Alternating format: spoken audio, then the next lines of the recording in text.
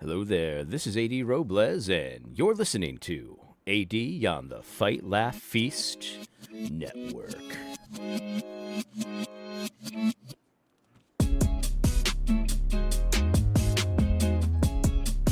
Right, let's do this. Today is a great day.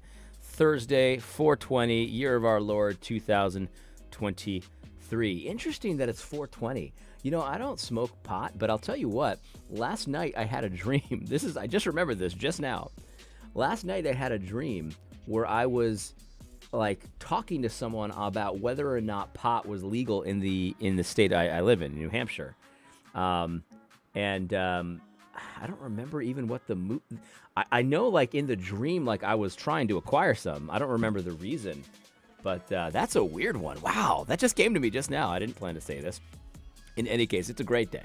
I don't know why I feel so good, but I just do. It could be because I found out that my Price Chopper brand of seltzer water put out a coconut flavor. Nothing I like more than seltzer water with a little, taste of sunscreen in it. So I'm happy about that. I don't know if that's it, or maybe it could be that last night we had a bro moment, me and this guy, one of the guys that called me a Nazi yesterday or a few days ago. He apologized for being gay. I apologized for emotionally blocking him. It was a beautiful moment. It was a wonderful moment on the internet.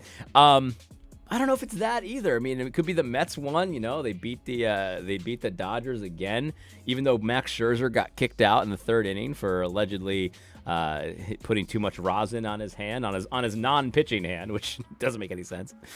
In any case, I don't know if that's the reason, or it could be that I was vindicated.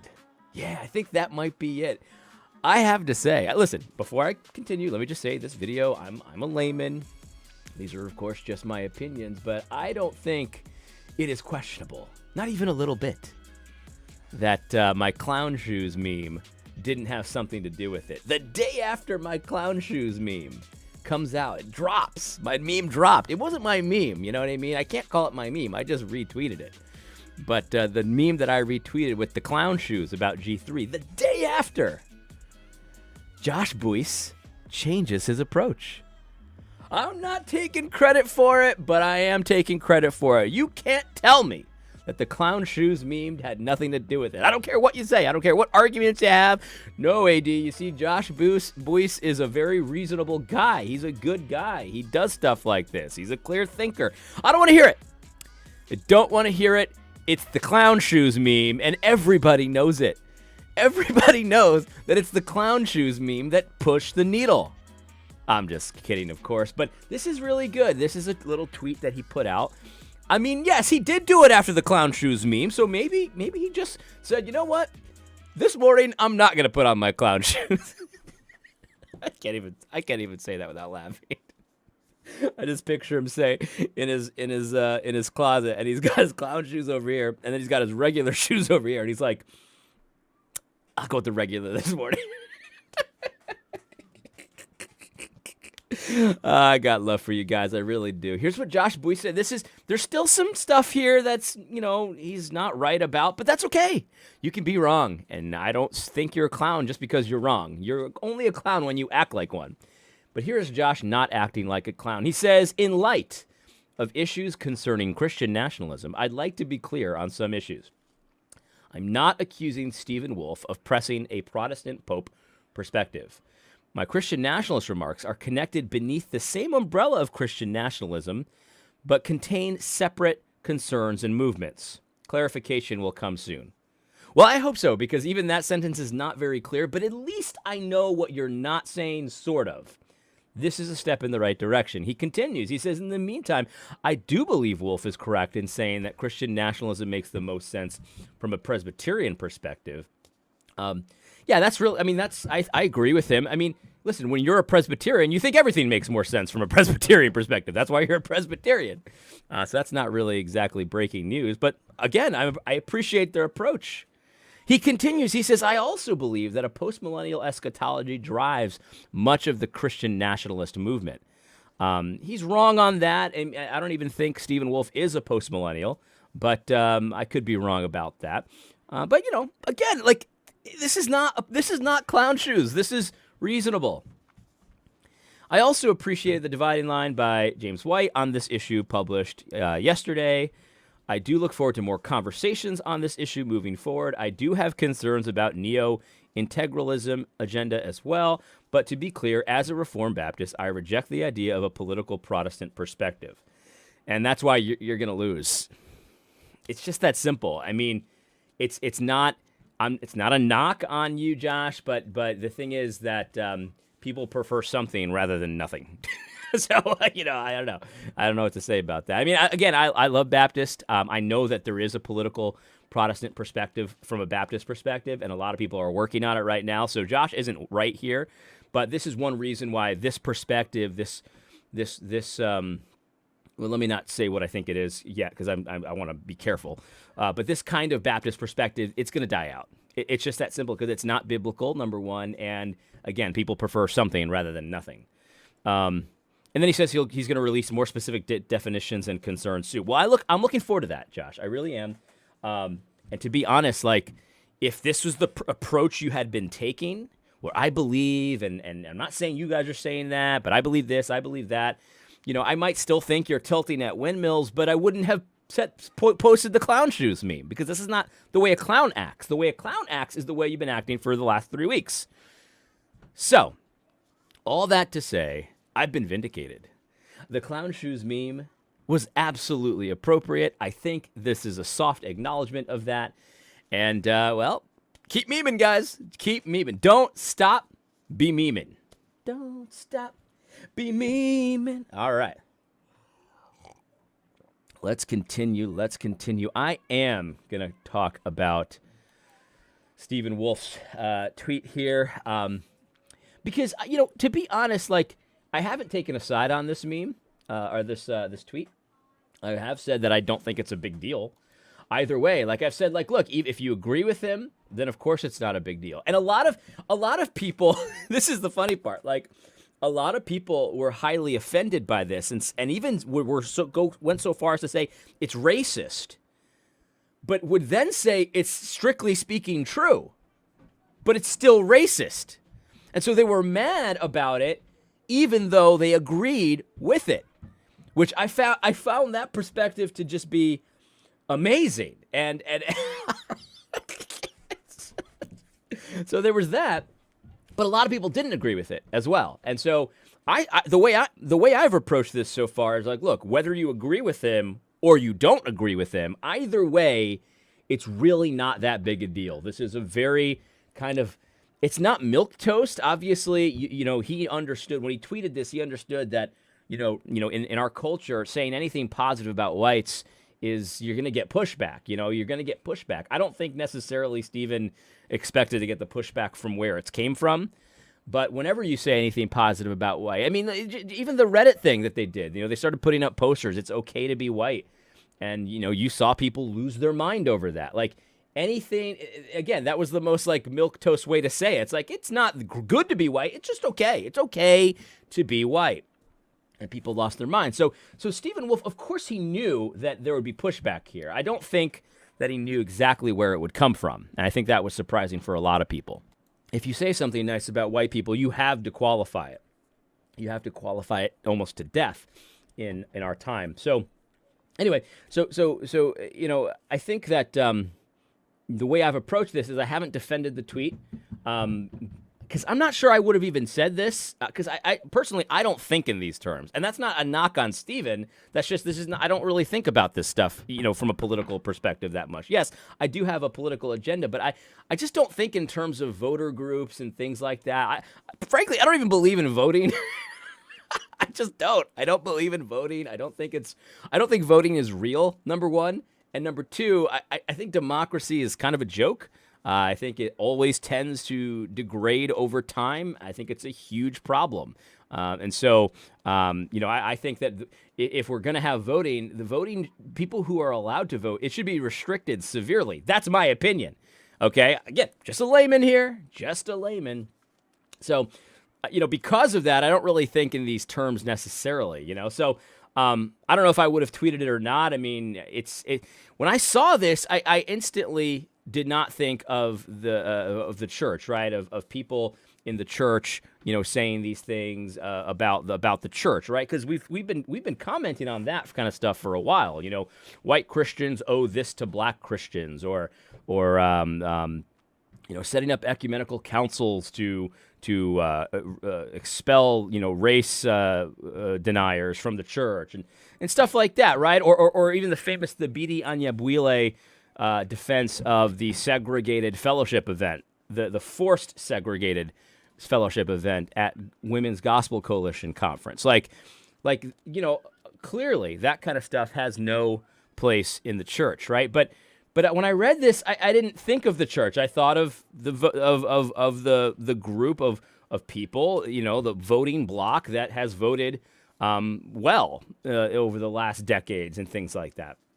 My voting bloc doesn't vote well. You know what I mean? It's at least half of Latinos, they just never seen an abortion they didn't love. It's just, my group is, demographic group anyway, is a disaster. It's just a complete disaster.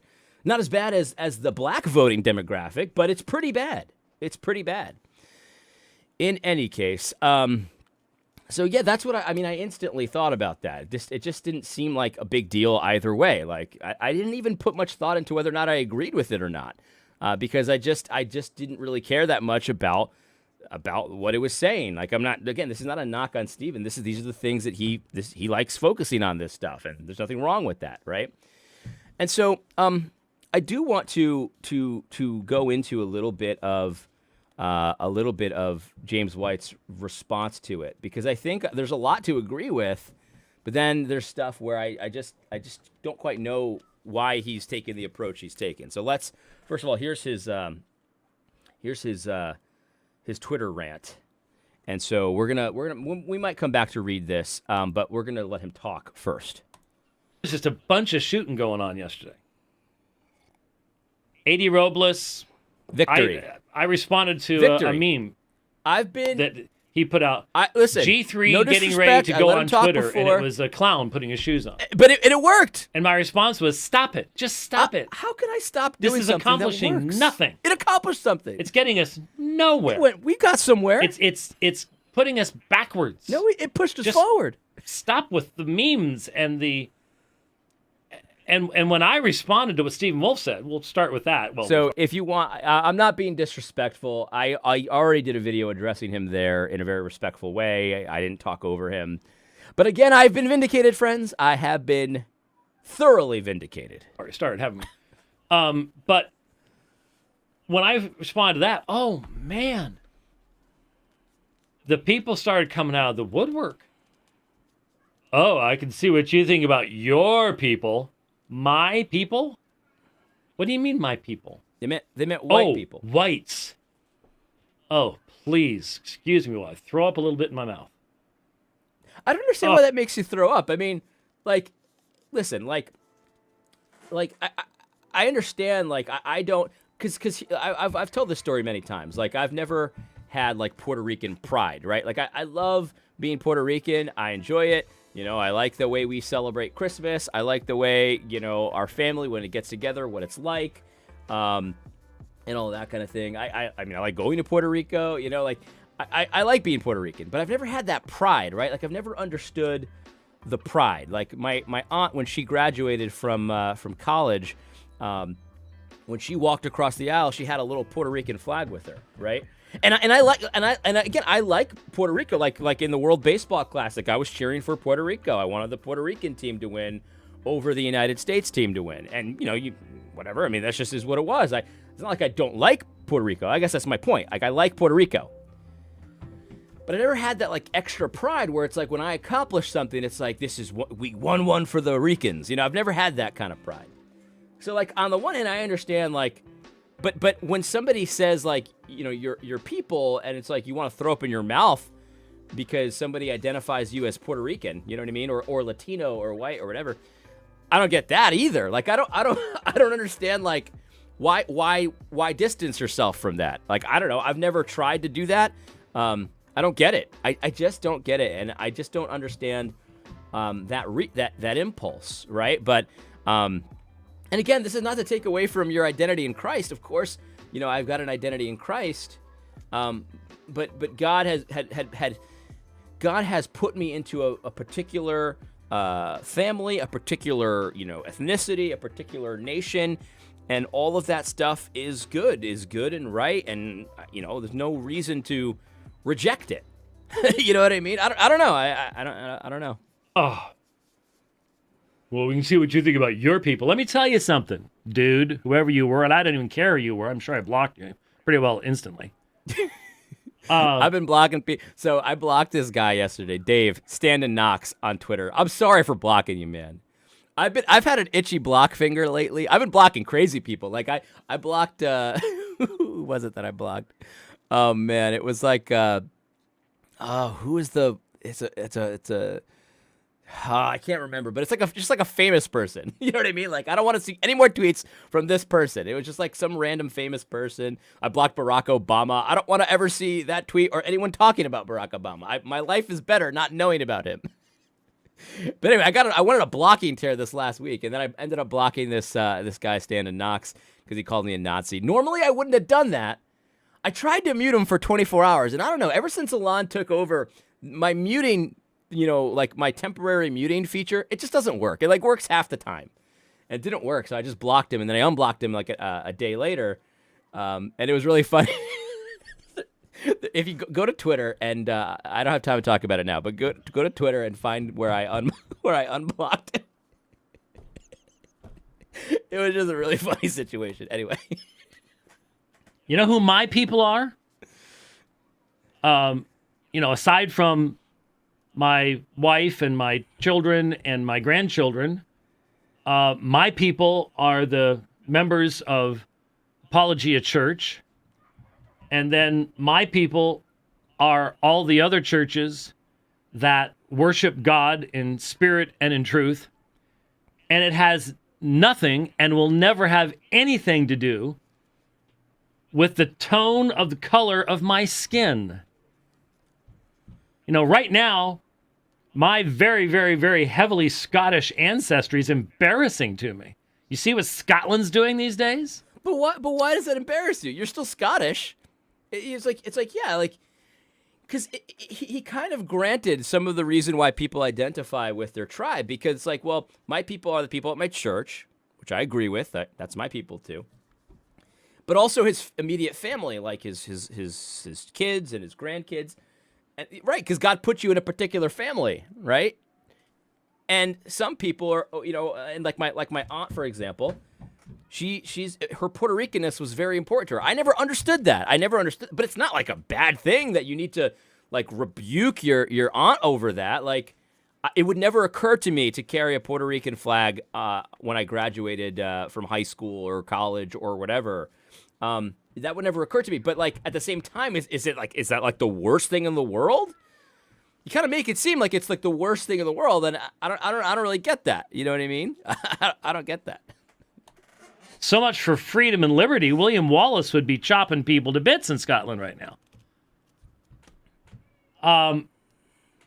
This whole my people garbage.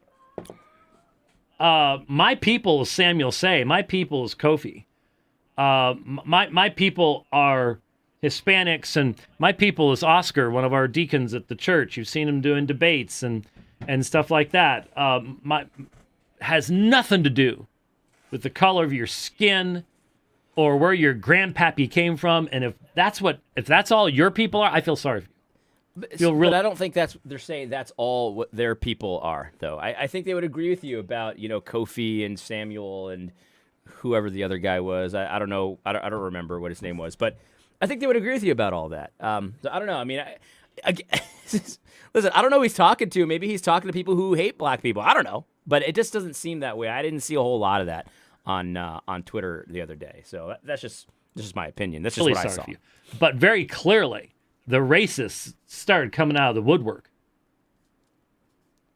So what was the statement? Let's start. We got to get to it here. It's possible that the racists did come out of the woodwork, but it's also possible that I've already muted them and blocked them, because that's happened before. Stephen Wolfe, who, by the way, I had to go looking for this screenshot because I can't see Stephen Wolfe's tweets anymore.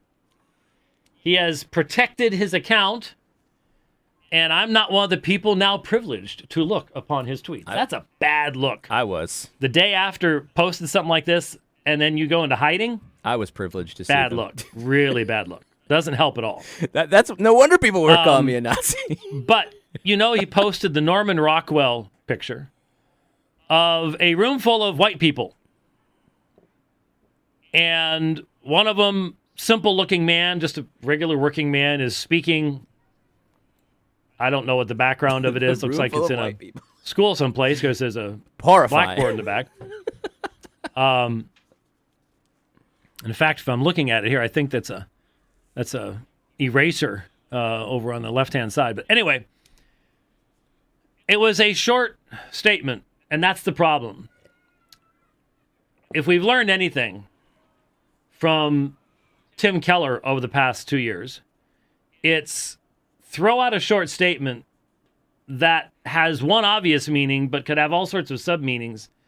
And then when everybody goes nuts, come back and say, oh, but I just obviously meant this. And if you read it that way, then it must mean there's something wrong with you. How many times has that happened? You just automatically go, oh, I wasn't referring to that. Okay. So Stephen Wolfe posted this and said, white evangelicals are the lone bulwark against moral insanity in America. Now, Stephen Wolfe claims to be a Christian, claims to be Reformed. So I heard a lot of people getting a little hot under the collar about him saying that he claims to be a Christian. And they were saying that he's implying that he's not a Christian. He claims it, but he's not one. Now, I don't know what James was implying there, obviously. I have no, direct line to James or anything like that. And I don't want you to think I'm disrespecting him. Dr. White. I kind of go back and forth between calling him Dr. White and James. I don't mean no disrespect. But I don't see it. I used to watch a whole lot of Dividing Line, just with life and stuff like that. I've watched a little less lately. But he often says that about claiming to be a Christian. That's just kind of how he talks, in my opinion. So I wouldn't read too much into that, but, of course, you do you. And the silly rest of us went and interpreted his words not as some vanilla observation of voting blocks. Because, none of us have ever sat back and gone, what do they think an evangelical is in this poll? How many times have we sat there going, what? How can they even think that someone believes like that is an evangelical? But what are they talking about? So the majority of us are going to sit back and go, this is a self-professing Christian. And so I'm going to interpret his words as words coming from a self-professing Christian. And therefore, I'm going to look at this line and I'm going to go, white evangelicals? How about black evangelicals? So he just got done saying that, that most of us interpreted it this way. It's just, that's not the case, Dr. White. Because, lots of people, and even with your own statements here, people were coming out of the woodwork and stuff like that. You're saying racists, which I don't doubt that there were some racists coming out of the woodwork, but lots of not racist people, because I saw them myself, came out of the woodwork and did not interpret it the way you're saying everyone interpreted it. Most people interpreted it. I don't even know how you would know it was most people, because I saw a lot of people on both sides. And I can't tell you how many comments I've seen that say, man, I love James White. Why did he do that? Why did he respond like that? Because I didn't see it. And neither did I, Dr. White. I'm a Puerto Rican. I looked at that statement, and it seemed pretty it didn't even register with me. Like, oh yeah, he's talking about voting. It's true. That's true. Yeah. Now, we're going to talk about the truth of the statement too, because a lot of people are very upset about the lone bulwark thing, and I get it. I get it. That's why I kind of hesitate as far as would I have tweeted this. I don't know that I would have tweeted it, but we're going to talk about that too, because I don't even think that's a big deal. I don't think that's a big deal. So I just don't understand. It's like, okay, your interpretation, let's just give it. Your interpretation is valid. I don't think it is, especially when you read the entire thread, because there was like 3 or 4 tweets or something like that in the thread. So it wasn't just in isolation. And again, that's the problem I mentioned yesterday. Like Twitter, you can pull a tweet out of context. You can pull it in isolation, and it really changes the flavor of it, right? It changes why it was tweeted. It changes the tone sometimes when you do that. And I don't think it's fair to do that, Allie Beth Stuckey, I saw her, and she's a Bible-believing Christian, right? And she saw this tweet, and she said, "Oh, like I see what that's about. Clearly, I understand what that's about." So I just don't think it's like you can't just take the way you and some of your friends interpreted it and say, "Well, that's the interpretation," when tons of people, and I do mean tons. I mean, I have no way to poll how many verses or who had the most. But a significant portion of Christians who saw that tweet didn't really see any issue. You know what I mean? Or maybe, and the thing is, this is what I've said. Dave from Protestia, Dave Morrill from Protestia, he said, I don't like how he worded it, but it's roughly true. I mean, I didn't see a big deal with it. He's talking about voting blocks. And it's like a lot of people said that. They're like, I didn't like how he worded it, but it's really not that big a deal. Is that is it racist? Is Stephen Wolfe a racist? I mean, I suppose anyone could be anything, I suppose, but this is not it. You know what I mean? I don't know. It just seems to me that because this is how you and your friends interpret it, this is how it has to be, and I just don't understand that mentality. A black evangelical who really believes the gospel and practices. I'm not talking about the wild, crazy political black church, because there is a political black church. You see it all the time. They're a political black church, but they're also a theological black church. They have a theology, and it's a horrible one, which I think you'd agree. But let's not play fast and loose here. I mean, it's both. It's both. And quite frankly, there are a lot of people that would identify as black evangelicals that likewise have a horrendous theology and a horrible politics. That's true. Because the thing is, as much as we might not like it, when people look at the category of evangelicals, and you just said it yourself, we look at some of these polls and we're like, well, that's not a real evangelical. Right, I would agree with you. I mean, that's not a real Christian. But the problem is that they're still, in these categories that people talk about and discuss, and we can talk about and discuss those categories too out there. Obviously, we understand that when we're in the church, and you're an elder, of course, Dr. White, and stuff like that. You've got a responsibility before God to identify the sheep from the goats that these people don't have. But we can still have conversations with the people that don't have those responsibilities. They don't care about that so much. You see these people, right from the pulpit saying you need to vote for this person and that person, and you need to defend abortion, and you need to defend LGBTQ rights, and they're just leftist radicals. Well, they're not evangelicals, for crying out loud. They may be religious people, they may talk about Jesus, but they don't believe anything Jesus taught. They don't live it anyways. So there are black evangelicals actually believing Orthodox gospel preaching black evangelicals. And they pay more to stand against moral insanity in America than the rest of us do. Because they get called every name under the book. Try being Latino, because we get called every name under the book too, and we still get called Nazi. I mean, on top of that, on top of everything, we still get the white insults too. Watched it. Look what happens to Samuel Say. Look what happens to Kofi when they speak out. And look to K-Dub, Chris in Texas. Look what happens to these guys. To Daryl, Omaha. What happens to them? The terms and the insults that are thrown at them far more than any of the rest of us get thrown at us. They're not a bulwark. Oh, but what was the defense yesterday? It was just simply a description of demographics. He was just simply talking about voting patterns. Well, he didn't put that in his tweet, did he? And that's purposeful. You know that's purposeful. He didn't. He posted a picture. Well, I mean, you can't argue with that. I mean, everything you put in a tweet, you put intentionally. It's just a matter of what the intention is. I think here's the thing. It's like, because I saw a lot of those guys. I saw Samuel. I saw K-Dub. I saw all that. You know, even Chocolate Knox said something similar. It wasn't exactly the same, but it was similar.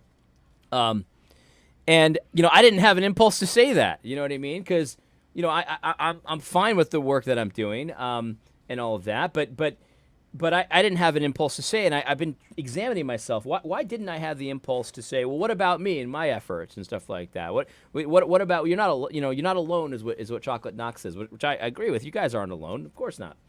But why didn't I have the impulse to say that where so many people did? And it's like, here's the thing, guys. Like. I translate this into business because this is something I know more than politics, right? And I think it probably works a similar way. You know, if you're a businessman, you know, when you look at how much it costs to acquire a new customer versus how much it costs to maintain and keep your current customers, it's a huge difference. Like your current customers are way less expensive to get revenue from than finding a new customer, right? That's just how it is, right? It makes sense when you think about it.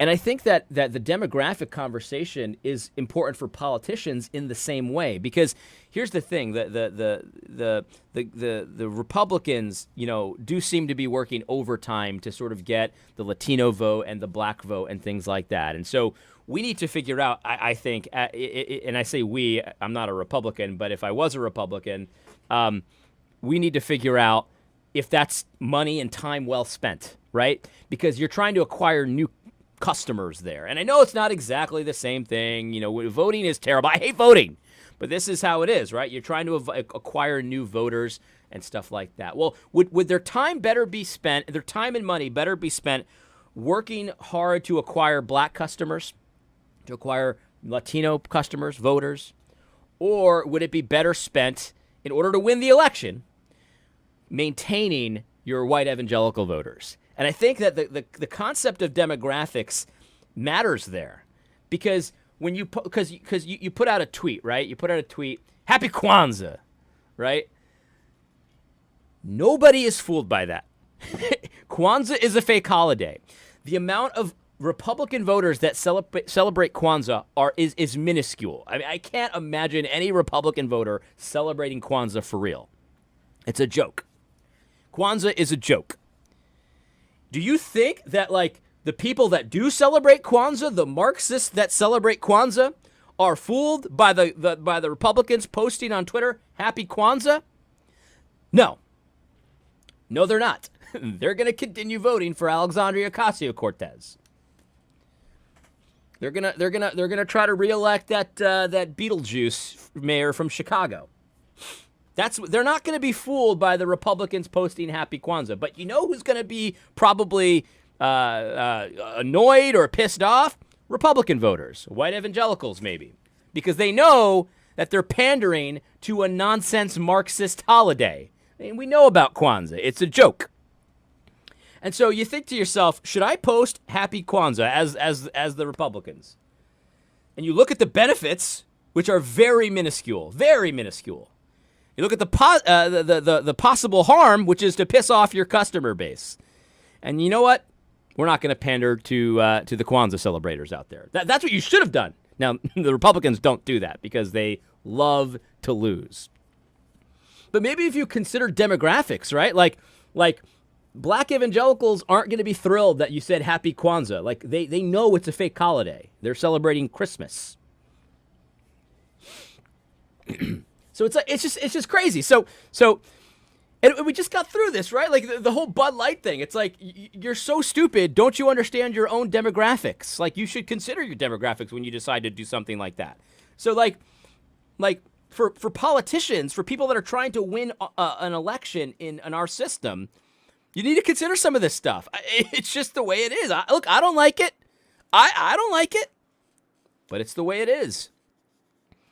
And so I don't get it. Like, and again, it's not like we're talking about the church, right? Or dividing up fellowship or things like that. Like, I'm right there with you. In the church, you can't do that stuff. I've been railing against that for years at this point. Norman Rockwell, not a graphic of some kind of poll that we could then go, okay, who did the poll? What questions were they asking? Is there any meaningful foundation here? Nothing.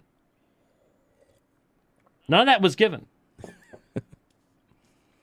So again, for all of you who have come after me because I wrote a fairly lengthy tweet and attacked me for it. Let's read the tweet because I think it's actually very beneficial to read this tweet. This is the tweet he wrote in response to the Norman Rockwell meme. James White says this: there is absolutely, positively no place in Christ's church for white, Asian, black, or Latino, or anything else used as a divisive label. The unity of the body is in the singular, undivided, indispensable righteousness of Christ, not in skin color, kin, tribe, or nation. I agree with that. But the thing is, he's responding to someone who's not bringing it into the church. He's just not what he's doing here. He continues, I will not stand with anyone who seeks to undermine that unity with the use of such labels. Again, is he doing that? That's quite an accusation. I think you're good. This is pretty thin evidence to say that Stephen is undermining the unity we have in Jesus Christ by mentioning this voting demographic. It's pretty thin evidence, but we'll continue. He says, I stood up in 2018 after MLK 50 and I said the exact same thing. One man called for an ecumenical council to condemn me as a heretic for daring to say that the Lord's table is a place not for ethnicities or labels, but solely as a place for focus upon Christ. I've seen a lot of people bring this up, right? A lot. I saw Josh Dawes bring up a Thabiti Anyabwile tweet where he talked about white evangelicals, and then Thomas Katouzis said, yes, it was wrong then and it's wrong now. And it's like, well, but the problem is, Thomas, is that what was wrong about Thabiti is that he brought it into the church. If you remember, Thabiti was the one who wrote the piece in Gospel Coalition about how white Christians need to apologize to black Christians. And so now there's like this moral culpability that we need to bring into the church in order to have true unity. Thabiti was the one who defended Gospel Coalition having a segregated fellowship event where whites weren't allowed. He brought it into the church. You see, like that's the difference. It's like, if you want to be out there talking about voting patterns and say that white evangelicals are evil because they voted against abortion or something like that, or whatever you want to say, Thabiti, I don't know what his beliefs are anymore because I haven't thought about Thabiti in years, and my life has been good. Like, that was the issue. Like, they brought it into the church, and they were saying that there were different moral standards in the church depending on skin color. Matt Chandler's affirmative action hiring practices, various things like that. They were bringing it into the church. They weren't talking about voting patterns. They were bringing it. They were probably talking about voting patterns, but they were also bringing it into the church. And as far as I know, Stephen hasn't. I mean, maybe he has. Show me. Stephen hasn't brought it into the church. So I agree with all of what James White is saying, but I just don't understand why he refuses to accept the fact that that this is not, like Stephen's saying, I'm not doing this. Anyway, let's continue. Look, Stephen Wolfe wrote this on purpose. He's not a stupid person. He did this on purpose. And this one guy, I assume it's a guy, I don't know, quote tweeted my response and said, blah, blah, blah, race-blind boomer Christianity has led to importing The global South and infinity Africans and the decline of the West. This is cultural suicide. I detest these people. So Sounds like a pleasant fellow. brought out the people who are, well, white supremacists, sounds like. You know, I hate this argument so much. It's like, you know, and this has been happening to me for a long time. You know, people, John Reasoner was recently saying this, like, you should see who comes out to defend your tweets. It's the racists, which means you should take a good look in the mirror. And it's like, I can't help who likes what I have to say. You know what I mean? Like, if white supremacists are watching my content, good.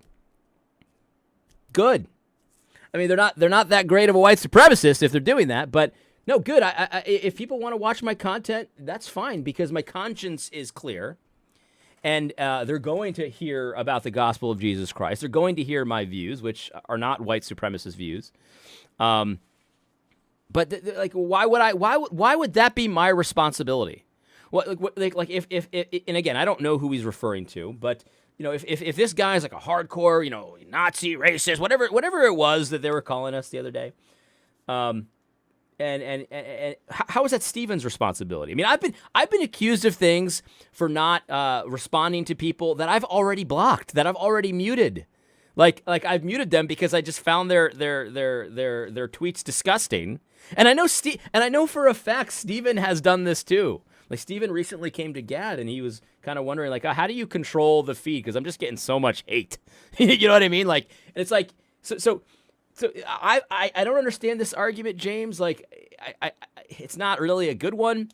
Where it's like suddenly like Stephen's tweet is responsible for bringing all these people out of the woodwork and it's his fault. It's like, I don't know, man. Like, I just don't like that. I know you're not saying Stephen's responsible for it, but you're bringing it up to associate it with him, and that's just kind of underhanded, man, in my opinion. And they came Again, crawling out to layman. go, oh, you terrible people. Some other guy. Anyway, It was a long video. there were numerous responses, We're gonna continue this. and I think that's exactly what was wanted, and that's certainly what was achieved.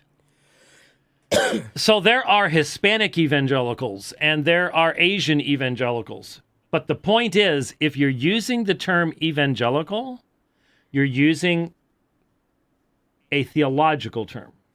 Not necessarily, though. Remember, this is the author of Christian nationalism. Now, he said in the book, and this is one of its Oh my goodness. fatal flaws, I'm not going to be doing much in the way of exegesis. I'm just going to assume such and such. Well, you assumed Reformed theology, which should have warned you before pressing the send button that there was something really wrong with what you were saying. Why? Lone bulwark against moral insanity in America. Let's couple other real problems with this one sentence. Political groups are not bulwarks. The moral insanity in America only has one possible answer to it. And it has nothing to do with the color of anyone's skin. At all. So if you're going to deal with moral insanity, only the gospel can do that.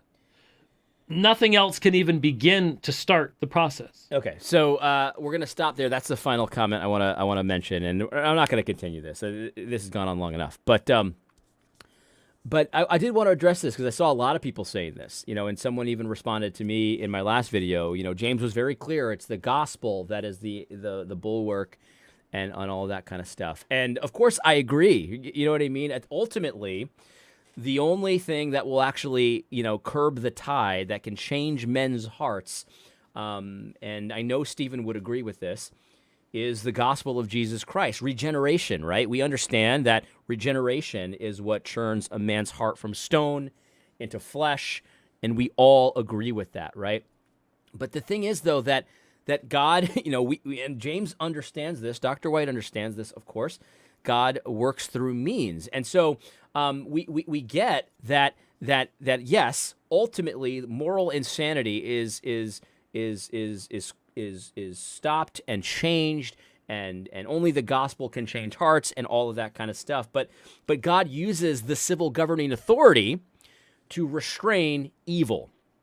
They're a deacon of God. They're a revenger of God. And so they're restraining evil. And so I said this on Twitter the other day. I said, obviously the civil governing authority can't make somebody not want to kill their child, not want to kill their baby, right? Like, we can't force someone or change someone's heart to not want to kill their baby. However, as the civil governing authority, if Christians were in charge, we could make the price of that so high. Like, you get caught killing your baby, you are going to pay the ultimate price. You are going to get the death penalty. That people won't kill their babies. We can restrain that evil. So they might still desire in their heart to kill the baby because they're unregenerate, right? Ultimately, the only thing that can stop that person from wanting to kill their baby is the gospel of Jesus Christ, the Holy Spirit regenerating the heart. We get that. But God uses means to restrain evil. So they're going to want to kill their baby, but they won't because they don't want to pay the ultimate price. And so we're talking about two different things here. Yes, the gospel is the only thing that regenerates hearts, but yes, at the same time, the civil governing authority is a revenger of God, executing vengeance upon the evildoer, restraining evil. And then as far as the lone bulwark thing, the voting blocks are not a bulwark. I think this is just a matter of just refusing to allow the context to dictate what you're talking about. It would be like, I said this on Twitter today. I said, it would be like, you've got a group of shock troopers or just troopers that are like well into enemy territory, right? And they get surrounded by the enemy, and they're there, and they're like commandos, and they were dropped in there, and now they're like surrounded, and like they're going to die, like they've got no hope of escape, right?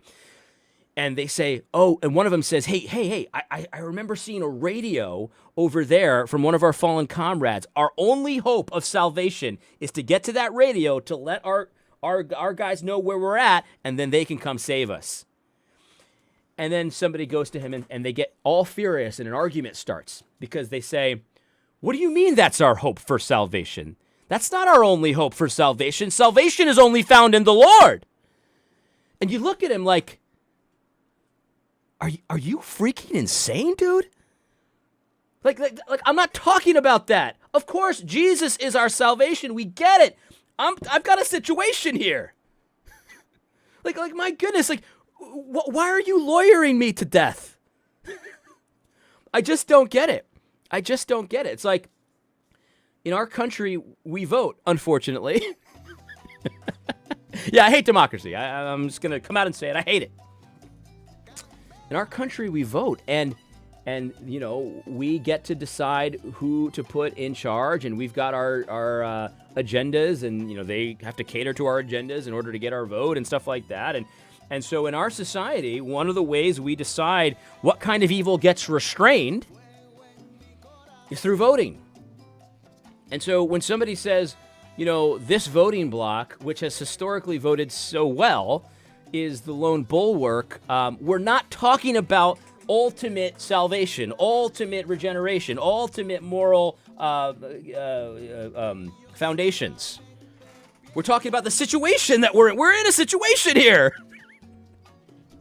So I just don't understand, like, the complete refusal to allow Stephen to define his own context. You can still disagree if you want to. I don't care about the tweet. I don't even know if I would have said it. But again, it just didn't even... I saw it and that was it. I moved on.